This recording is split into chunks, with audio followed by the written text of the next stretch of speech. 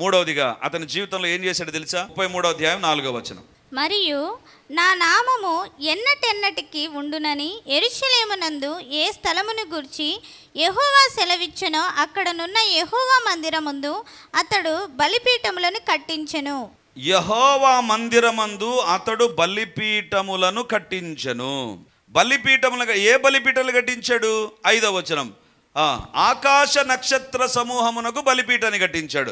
వాక్యాన్ని వింటున్న దేవుని బిడ్డలారా, బలిపీఠం కట్టింది ఎక్కడ తెలుసా? దేవుని మందిరంలో కట్టించాడు. తన ఇంట్లో కాదు కట్టించింది, దేవుని మందిరంలో కట్టించాడు. ఈ దినాన దేవుని మందిరంలోనికి, దేవుని మందిర సమయంలోనికి, దేవుని మందిర విషయాల్లోనికి లోకం ప్రవేశిస్తూ ఉంది. జాగ్రత్త, లోకం ప్రవేశిస్తుంది. ఇక్కడ ఏం చేశాడు తెలుసా? దేవుని మందిరంలో దేవుని కొరకు బలిపీఠం ఉండాలి, కానీ ఆకాశ నక్షత్రాల కొరకు బలిపీఠాన్ని కట్టించాడు. అంటే ఇక్కడ దేవుని ఆరాధించే స్థలంలోనికి వేరొకటి వచ్చేసింది. ఈరోజు నీ జీవితాన్ని పరీక్షించుకోవాలి. దేవుని సమయంలోకి ఏది ప్రవేశిస్తుంది? దేవుని మందిరంలో ఆదివారం మనం కనపడాలి. ఆ మందిరంలో దేవుని దగ్గరికి రాకుండా వేరొక చోట గడపడానికి నేను సాతాను ప్రేరేపించి తీసుకొని వెళ్తున్నాడా? ఒక టూర్కి వెళ్ళిపోతున్నావా మందిరాన్ని ఎగరగొట్టి? లేకపోతే ఒక ఫంక్షన్కి వెళ్ళిపోతున్నావా? That is the time where you are constructing an different altar. నీ జీవితంలో వేరొక దాన్ని నువ్వు కడుతుంటున్నావు. దేవుని మందిరంలో, దేవుని సమయం ఒకటి పెట్టుకోవాలి మన జీవితంలో. ఆ సమయం దేవునికి మనం ఇవ్వాలి, దేవునికి ఇవ్వాలి. ఇతడు ఏం చేశాడు? దేవుని మందిరంలో నక్షత్రాలకు సంబంధించిన బలిపీఠాలను కట్టించాడు. ఈరోజు దేవుడు మనతో మాట్లాడుతుంటున్నాడు. మన జీవితంలో దేవుని మందిరంలోనికి వేరొకటి వచ్చేస్తుందా? మందిర సమయంలోనికి వేరొకటి వచ్చేస్తుందా? మందిరము విషయాల్లోనికి వేరొకటి వస్తుందా?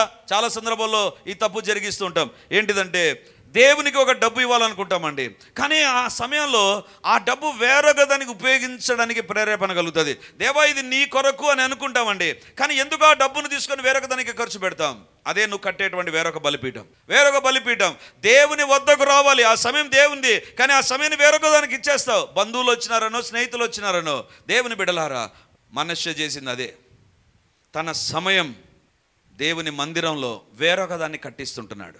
తన డబ్బు వేరొక దానికి ఖర్చు పెడుతున్నాడు, వేరొక బలిపీఠాన్ని కట్టిస్తుంటున్నాడు. తన జీవితంలో తన యొక్క అధికారాన్ని వేరొక దానికి ఉపయోగిస్తుంటున్నాడు.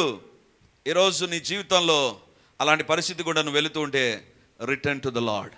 దేవుని దగ్గరికి తిరగాలి మనం. 55 సంవత్సరాలు రాజుగా పరిపాలన చేశాడు. భయంకరమైన పాపాలు చేశాడు. దేవుని బిడ్డలారా, 3 విషయాలు చెప్పాను. ఒకటి, తిరిగి పాత జీవితంలోనికి వెళ్ళిపోయాడు. సాతాను ఎప్పటికీ విడిచిపెట్టిన పాపం వైపే తిరిగి ప్రేరేపిస్తాడు, విడిచిపెట్టిన పాపం వైపే. రెండవదిగా, అతని జీవితంలో పూజించకూడని ఆకాశ నక్షత్రాలను పూజించడం ప్రారంభించాడు. దేవుని విడిచిపెట్టాడు. దేవుని రాజే, దేవుని ప్రజలు పరిపాలించే రాజే చేయకూడనివి చేయడం ప్రారంభించాడు. మూడవదిగా, దేవుని మందిరంలోనికి వేరొకటి వచ్చేసాయి, దేవుని సమయంలోనికి వేరొకటి వచ్చేసాయి. అతని జీవితంలో దేవునికి ఇవ్వవలసిన దాన్ని వేరొక దానికి ఉపయోగించడం ప్రారంభించాడు. దేవుని బిడ్డలారా, పిచ్చి కోపం దేవునికి రాస్తుందండి. ఎప్పుడైతే ఆ యొక్క రాజు నెబుకద్నెజర్ అనేటువంటి రాజు దేవుని మందిరములో ఉండేటువంటి ఉపకరణాలను తీసుకొని ఎప్పుడైతే తాగడానికి ఉపయోగించడం ప్రారంభించాడో, బైబిల్లో వ్రాయబడింది. దేవునికి ఎంత కోపం వచ్చింది తెలుసా? బైబిలే చెప్తుంది, దేవుని హస్తం ఒకటి వచ్చి రాజు యొక్క గోడ పైన రాయడం ప్రారంభించింది. మెనే టెకేల్ ఉఫార్సిన్, రాజా నువ్వు తూచుగా తక్కువగా కనపడ్డావు, యూ విల్ బి అవుట్, నువ్వు బయటకు వెళ్ళిపోతావు, పశువులాగా కనపడతావు. ఒకానొక సందర్భంలో ఒక దైవ సేవకుని దగ్గర నేను కూర్చొని ఉన్నాను. ఆ దైవ సేవకుని దగ్గరికి వాళ్ళ బంధువులు వచ్చారండి. వాళ్ళ బంధువులు ఒక కోరిక కోరారు. ఏంటి ఆ కోరిక అంటే, మా పెళ్ళి ఉంది కదా, మా పెళ్ళికి మీ వెహికల్ ఇస్తారా అని అడిగారు. ఈయన ఏమన్నాడు తెలుసా? వెంటనే సరే అనేసాడు. వాస్తవానికి ఆ వివాహము ఒక అన్య సాంప్రదాయాల్లో, అన్య పద్ధతుల్లో, అన్య స్థితిగతుల్లో జరుగుతుంది. అన్య సాంప్రదాయాలు, అన్య పద్ధతుల్లో జరిగేటువంటి ఆ వివాహానికి దేవుని సేవకుని కొన్నటువంటి వెహికల్ ఇచ్చేసాడండి. పెళ్ళి అయిపోయింది, అన్నీ జరిగిపోయాయి. సాయంత్రం పెళ్ళి అయిపోయిన తర్వాత వెహికల్ ఇంటికి రాలా. ఎంత ప్రయత్నం చేసినా రాలే. ఏంటంటే ఆ వెహికల్ స్టార్ట్ కావడం లేదు అన్నారు. వెహికల్ స్టార్ట్ కావడం లేదా? వెరీ ఈజీగా తీసుకున్నాం. వెహికల్ స్టార్ట్ కాకపోతే ఏముంటుంది? బ్యాటరీ మారుస్తాలి, బ్యాటరీ డౌన్ అయిపోయి ఉంటుంది. సో నెట్టారు, దాన్ని ఏవేవో చేశారు. లేదులే బ్యాటరీ తీసుకెళ్ళి మనము ఛార్జింగ్ పెడదాం, రాత్రి ఛార్జింగ్ పెట్టి ఉదయం తీసుకొని వచ్చారు, స్టార్ట్ కాల. కొత్త బ్యాటరీ పెట్టారు, స్టార్ట్ కాల. మెకానిక్ వచ్చి చూశాడు, ఏమి చేసినా అర్థం కాలేదండి, ఏమి చేసినా, ఎంత ప్రయత్నం చేసినా అర్థం కాలేదు. చివరికి ఒక సీనియర్ మోస్ట్ టెక్నికల్ నాలెడ్జ్ ఉండేటువంటి వ్యక్తిని పిలిపించారండి. పిలిపిస్తే ఆయన చూసి ఒక గంట సేపు ఆయన కూడా పిచ్చెక్కిపోయింది, ఎక్కడ ఏంటి సమస్య ఒక్కటి కనుక్కున్నాడండి. అంతే అంత ఉంటుందండి, మహా అంటే మన పాతకాలంలో నోకియా సెల్ ఫోన్ ఉంటుంది చిన్నది, అంత సైజులో ఉంటుంది. ఇది పోయింది అని ఇచ్చాడు. దీని ఖరీదు ఎంత అంటే 30,000 రూపాయలు, 30,000. దేవునికి సంబంధించిన వాటిని ఎప్పుడైతే ఉపయోగించకూడని దానికి ఇచ్చేసామో దేవుని కోపం మండుతుందండి. హిజ్కియా దేవుని మందిరంలోనికి ఏం తీసుకొని వచ్చాడు? అన్య బలిపీఠాలను తీసుకొని వచ్చాడు. నీవు దేవుని బిడ్డవైతే నీ ఇంటిలోనికి రాకూడనిది ఏది వచ్చినా దాని విషయంలో చాలా జాగ్రత్తగా ఉండాలి, చాలా జాగ్రత్తగా ఉండాలి. నీ కుటుంబంలో ఏది రాకూడదు అది రాకూడదు, నీ యొక్క చేతులతో ఏది చేయకూడదు అది చేయకూడదు, ఎక్కడికి వెళ్ళకూడదు, ఏది మన జీవితాలకు రాకూడదు అది వచ్చిందా?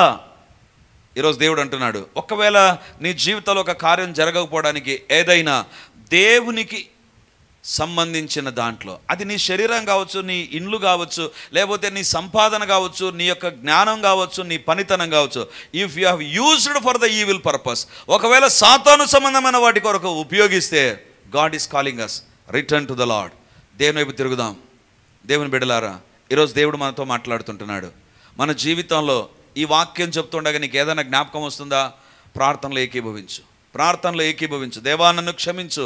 ఒక అద్భుతం జరగకపోవడానికి, ఒక సూచక్రియ జరగకపోవడానికి, ఒక విడుదల జరగకపోవడానికి, నీ జీవితంలో నీ ఇంటిలోనికి నీ వద్దకు రాకూడని ఎప్పుడైతే వస్తాయో ఆకాశమందు ఉన్న దేవుని కోపం మండడం ప్రారంభిస్తుంది. ఇది చూశాడు మనష్షే, పట్టించుకోలా. అప్పుడు దేవుడు ఏం చేశాడు తెలుసా? అష్షూరు సైన్యాన్ని పంపించాడు. అష్షూరు సైన్యం వచ్చి ఏం చేసింది? ఇతన్ని బంధించిందండి. అది 11వ వచనం. ఇక్కడ నుంచి అతను ఏ రకంగా తిరిగాడో కొన్ని మాటలు చెప్పి నేను ముగిస్తాను. దినవృత్తాంతం 2వ గ్రంథం 33:11. కాబట్టి యెహోవా అష్షూరు రాజు యొక్క సైన్యాధిపతులను వారి మీదికి రప్పించెను. మనష్షే తప్పించుకొని పోకుండా వారు అతని పట్టుకొని గొలుసులతో బంధించి అతనిని బబులోనునకు తీసుకొని పోయిరి. 12. అతడు శ్రమలో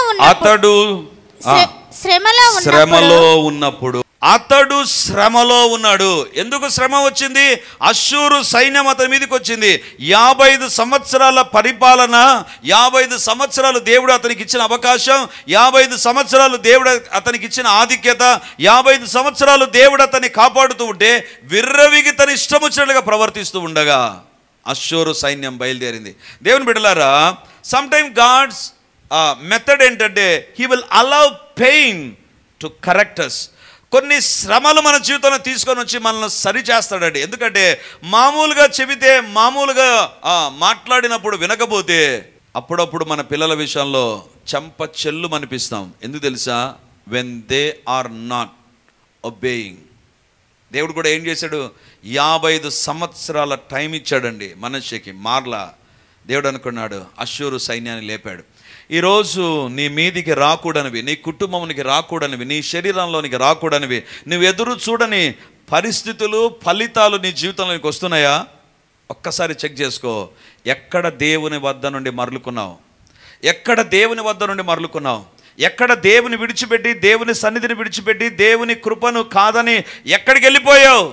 ఈరోజు ఒక శ్రమకు అదే కారణమేమో, ఒక బాధకు అదే కారణమేమో, ఒక కష్టానికి అదే కారణమేమో. బైబిల్లో వ్రాయబడింది, అతని గొలుసులతో బంధించి అతని బబులోను తీసుకొని వెళ్ళి, బైబిల్లో అతడు శ్రమలో ఉన్నప్పుడు. దేవుని బిడ్డలారా, శ్రమ వస్తే తప్ప ఈ మనష్షే మరలుకోకుండా ఉన్నాడు. శ్రమ వస్తే తప్ప మనష్షే మరలుకోకుండా ఉన్నాడు.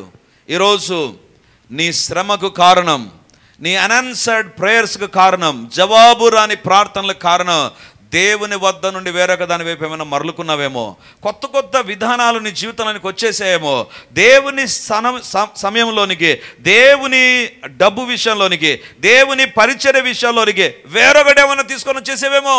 జాగ్రత్త, జాగ్రత్త.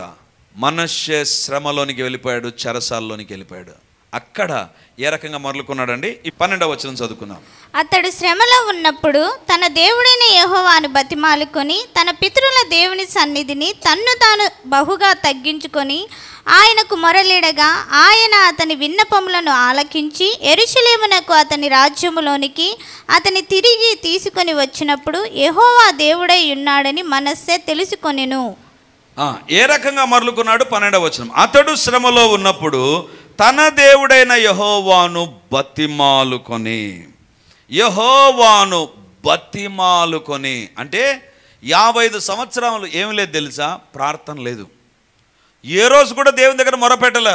దేవుని వద్దకు మరలుకునే వ్యక్తి జీవితంలో ప్రార్థన ఉంటుందండి. ప్రార్థన అనేటువంటిది మిస్ కాదు అతని జీవితంలో. ప్రార్థనకు దూరం కాడు, ప్రార్థన తగ్గిపోదు, ప్రార్థనకు విలువనిస్తాడు, ప్రార్థన అంటే పరిగెత్తాడు, ప్రార్థనలో గడపడానికి ఇష్టపడతాడు. దేవుని వైపు మరలుకోనటువంటి వ్యక్తి ప్రార్థన చేసుకోబుద్ధి కాదు, ప్రార్థనకు రాబుద్ధి కాదు. ఎందుకు తెలుసా? He is under the influence of demonic forces. బైబిల్లో మనం చూస్తే గెరాసెన్ల దేశంలో ఒక వ్యక్తి ఉన్నాడండి. అతడు సమాధులలో వాసం చేస్తున్నాడంట. అరే, నీకు ఇల్లు లేవా? ఉన్నాయి. అతనికి ఇల్లు ఉంది, బంధువులు ఉన్నారు, స్నేహితులు ఉన్నారు. But he is in a wrong place. ఎందుకు తెలుసా? సాతాను ఎప్పుడు కాని స్థలం వైపు చూపిస్తాడు, కాని స్థలం వైపు చూపిస్తాడు. తండ్రి ఇల్లు అంత బాగుందండి, అక్కడ బంగారం ఉంది, ఉంగరాలు ఉన్నాయి, పనివారి కొదవలేదు, అయినా తప్పిపోయిన కుమారుడు అంటాడు దూరదేశానికి వెళ్ళిపోదాం. సాతాను నీ జీవితంలో నువ్వు తీసుకొని వచ్చేటువంటిది ఏంటి తెలుసా? దేవుని సన్నిధానంలోకి రాకుండా చేస్తాడు. దేవుని సన్నిధానంలోకి వచ్చిన తర్వాత కూడా ప్రార్థన చేయకుండా చేస్తాడండి. జాగ్రత్త. దేవుని సన్నిధానంలోకి సాతాను తీసుకొని వస్తాడు కానీ ప్రార్థన చేయనీడు. దేవుని దగ్గరకు వచ్చిన రాకముందు ప్రార్థన ఉండదు. అసలు దేవుని మందిరంలోకి వచ్చి అందరూ ప్రార్థన చేసినప్పుడన్నా ప్రార్థన చేసుకోబుద్ధి కాదు. ఎందుకు తెలుసా? నువ్వు ప్రార్థన చేస్తే దేవుని వైపు మరలుకుంటావు. ఇతడు 55 సంవత్సరాలు దేవునిని ప్రార్థన చేయలేదండి.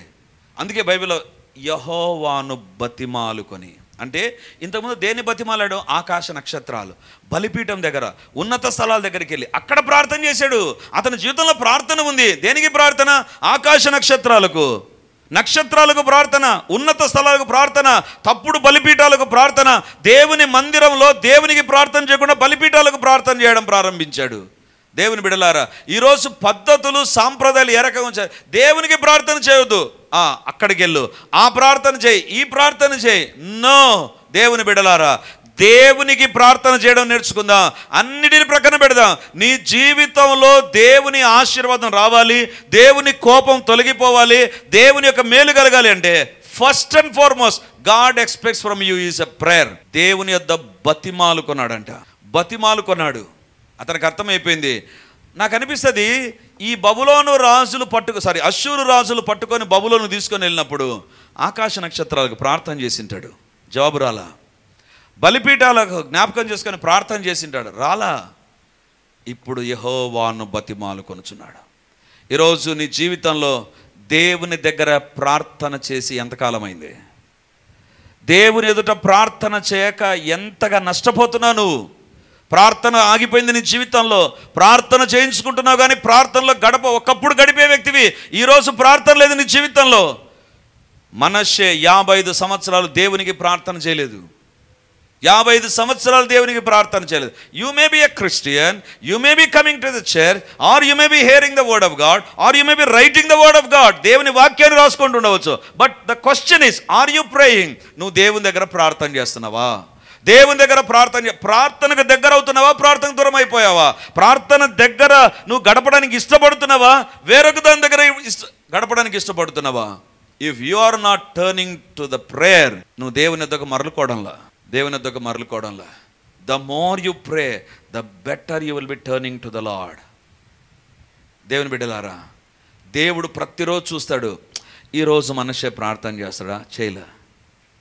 ఆకాశ నక్షత్రాలకు ప్రార్థన చేశాడు. ఈరోజు దేవుడు నీ దగ్గర కూడా వస్తాడు. సుధీర్ ప్రార్థన చేస్తున్నాడా? ఆకాశ నక్షత్రాలకు ఏమైనా ప్రార్థన చేస్తున్నాడా? ఆ క్యాలెండర్లో తిథి నక్షత్రాలు చూస్తున్నాడా? ఆచారాలు ఏమైనా వచ్చేసాయా? పద్ధతులు ఏమైనా వచ్చేసాయా? ఇది అది చేస్తుంటున్నాడా? దేవుని బిడ్డలారా, దేవుడు మనతో మాట్లాడుతుంటున్నాడు. 25 సంవత్సరాలు పెళ్లి రోజు ఒక కుటుంబంలో జరుగుతుంటే నేనేం చేశాను తెలుసా? అందరూ 25 సంవత్సరాలకు గిఫ్ట్ తీసుకుపోయారు. మేము కూడా గిఫ్ట్ తీసుకుపోయాం. నేనేం చెప్పానంటే మా పిల్లలకు, లేదు మనం 2 గిఫ్ట్లు తీసుకుపోదాం. ఒక గిఫ్ట్ మామూలు గిఫ్ట్, రెండవ గిఫ్ట్ ఏంటి తెలుసా? ఒక కత్తికి నిమ్మకాయ, కత్తికి నిమ్మకాయ తీసుకుపోదాం. That's a gift. ఎందుకు? ఒకప్పుడు బ్రదర్ ఇది పట్టుకున్నాడు, ఒకప్పుడు ఇది ఉంది. కత్తి నిమ్మకాయ దేనికి పనికి వస్తుంది? కత్తులు ఇంట్లో ఉండి బాగుపడతామా? నిమ్మకాయలు ఇంట్లో ఉండి బాగుపడతామా? అలాగైతే ప్రతి ఇంట్లో కత్తులు చాలా ఉండాలి, నిమ్మకాయలు చాలా ఉండాలి. కాదు, everywhere we must cross check whether we are doing according to the word of God. దేవుని వైపు తిరుగుతున్నామా? దేవునికి దూరం అయిపోతున్నామా? అందరి ముందర ఈ వ్యక్తికి నేను కత్తి నిమ్మకాయ ఇస్తే అబ్బా ఎంత సిగ్గు మొగ్గైపోయాడో, అబ్బా ఎట్లా పట్టుకోవాలి? పట్టుకో, ఏమవుతుంది? Let us learn something. Manasseh, ప్రార్థన చేస్తున్నావా? దేనికి ప్రార్థన చేస్తున్నాడు? ఆకాశ నక్షత్రాలకు. దేనికి ప్రార్థన చేస్తున్నాడు? ఆ ఉన్నత స్థలాలకు, బలిపీఠాలకు ప్రార్థన చేయడం ప్రారంభించాడు. ఎప్పుడైతే దేవుని బతిమాలుకున్నాడో అప్పుడు దేవుని వైపు తిరగడం ప్రారంభించాడు. ఈరోజు నీ జీవితంలో ప్రార్థన తగ్గిపోయి ఉంటే, దేవుని వైపు నువ్వు తిరగడం లేదు, you are still turning to the world and worldly things. అది మొట్టమొదటిగా. రెండవదిగా చూడండి 12వ వచనం.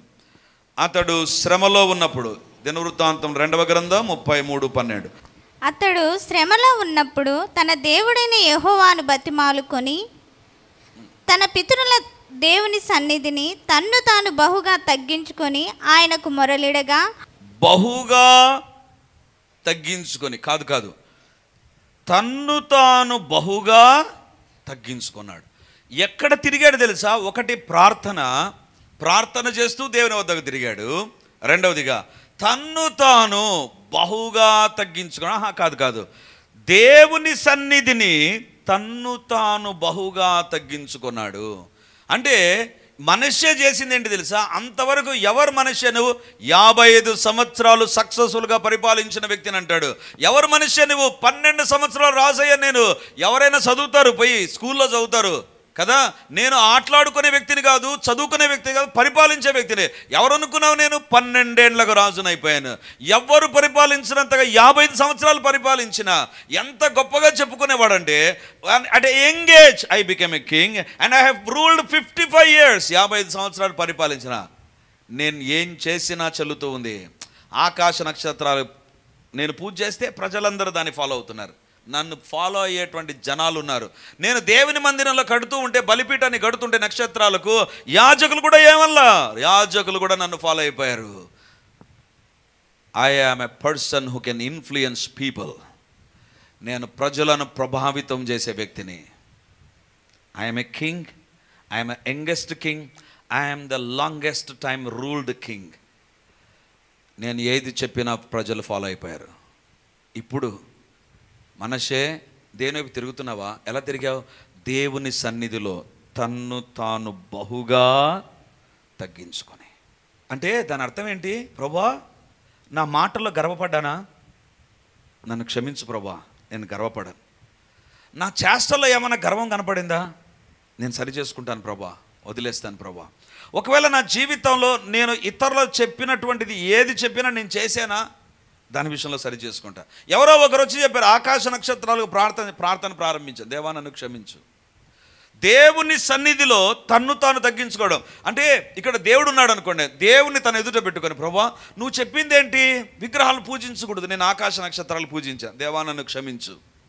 దేవా నువ్వు నాకు ఉద్యోగం ఇస్తే, నువ్వు నన్ను 12 సంవత్సరాలు రాజు చేస్తే, నిన్ను విడిచిపెట్టి ఆకాశ నక్షత్రాలకు లేకపోతే ఉన్నత స్థలాల దగ్గరికి వెళ్ళాను, ప్రభా నీకు వ్యతిరేకంగా చేశాను అని తను తాను దేవుని దగ్గర తగ్గించుకున్నాడు.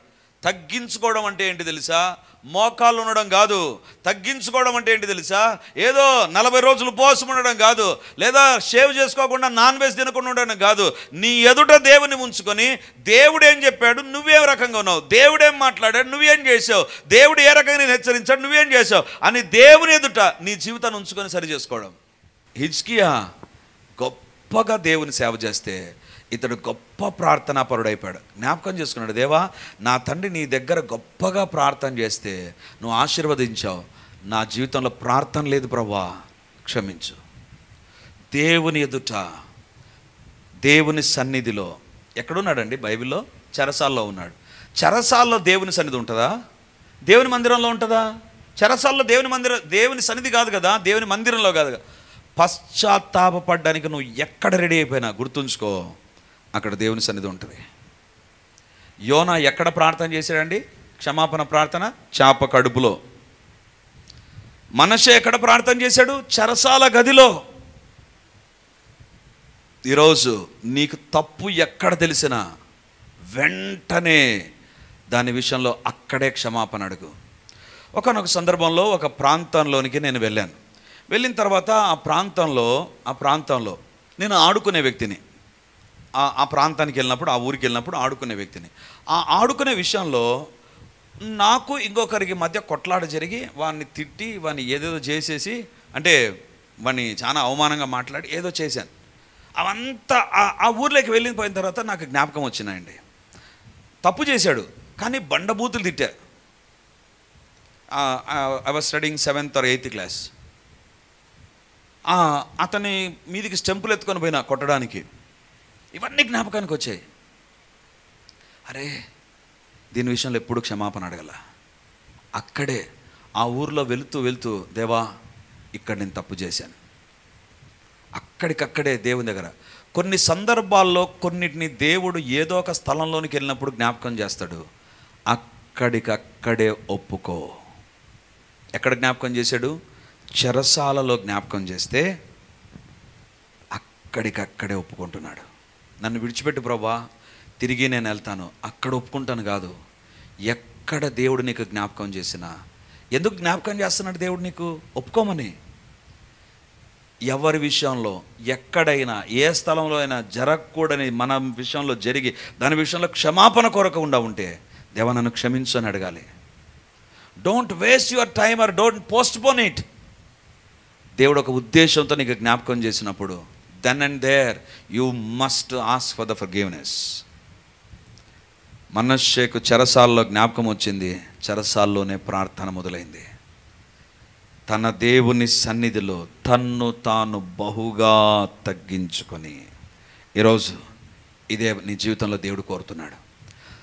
మనష్షేలాగా నువ్వు తప్పులు చేసావు కదా, మనష్షేలాగా దేవునికి వ్యతిరేకమైన కార్యాలు నువ్వు చేసి ఉంటే, దేవా నన్ను క్షమించు, I have done a mistake, నా జీవితంలో నేను తప్పు చేశాను ప్రభువా, నీకు వ్యతిరేకంగా నేను తప్పు చేశాను ప్రభువా, గర్వించాను.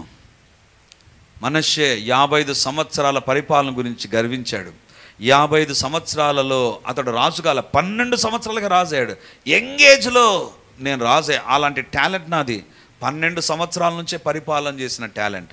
గర్వించాడు, దేవుని ఎదుట సరి చేసుకున్నాడు. అందుకే బైబిల్లో వ్రాయబడింది, తన దేవుని సన్నిధిని, తన పితరుల దేవుని సన్నిధిని తన్ను తాను బహుగా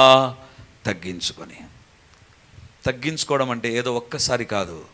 ఎన్నిసార్లు నీకు జ్ఞాపకం వస్తే అన్నిసార్లు నీ విషయంలో నువ్వు తగ్గించుకోవాలి. ఏదో ఒక్కసారి ప్రభా, అవును ప్రభా మనష్షేలాగా నేను తప్పు చేశాను. Don't have a simple and silly prayers. Let your confession B a repetitive one. నీ మనస్సాక్షి నిన్ను ఒప్పించున్నంత వరకు ఒప్పుకుంటూనే ఉండు. దేవుని దగ్గర హృదయాన్ని కుమ్మరించి ఒప్పుకో. అది దేవుని దగ్గరకు మరలుకోవడం. అప్పుడు 13వ వచనం ప్రారంభమవుతుంది.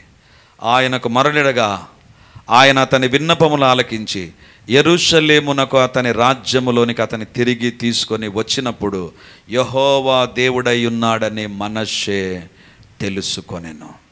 దేవుడు ఏం చేశాడు? ఎప్పుడైతే చెరసాలలో ప్రార్థన చేశాడో, తన పితరుల దేవుని సన్నిధానంలో తగ్గించుకొని తన్ను తాను బహుగా తగ్గించుకొని ప్రార్థన చేశాడో, God brought him back to the same place.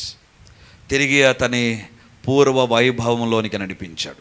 ఈరోజు నీ జీవితంలో ప్రార్థన వదిలేసావు, ప్రార్థనకు తిరిగి నీ జీవితంలో సమయము, విలువ, ఆధిక్యతను ఇవ్వగలిగితే, రెండవదిగా దేవుని సన్నిధిలో బహుగా తగ్గించుకోగలిగితే, you will have your own old glory.